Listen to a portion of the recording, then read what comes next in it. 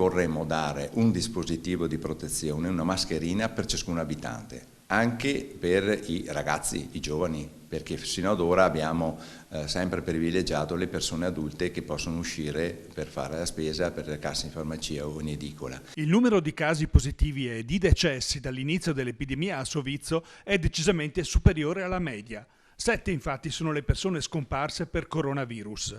A fare autocritica il primo cittadino che ammette che forse un maggior rigore iniziale della mobilità avrebbe potuto limitare i contagi.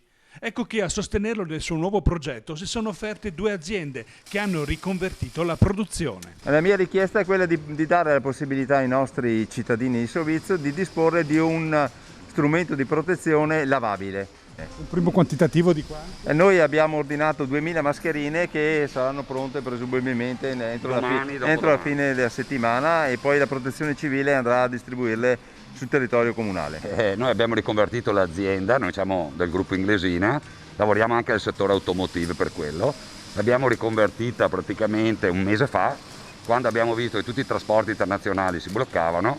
Devo fare un elogio ai miei dipendenti, perché pur avendo paura di essere contagiate e tutto, quando hanno saputo che riconvertivamo per fare mascherine che possono salvare la vita a qualcuno, si sono presentate quasi tutte. Il nostro impegno sociale è testimoniato dal coinvolgimento che abbiamo in questo progetto delle mascherine, nonché poi di un aiuto concreto alle popolazioni del territorio. Infatti col sindaco si parlava, vorremmo donare queste mascherine alla comunità di Sovizzo.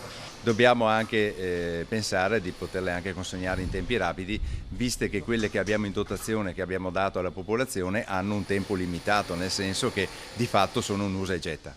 Lei è investito da questa responsabilità? Sì, no, in effetti è una responsabilità enorme dal mio punto di vista, no, enorme no, ma nel senso che insomma io ci tengo molto, ringrazio Paolo, perché comunque al di là di tutto poi è un onore per noi essere un'azienda di Sovizzo e cercare di dare una mano in qualche modo all'amministrazione, a Paolo e alla cittadinanza, soprattutto del nostro paese di Sovizzo.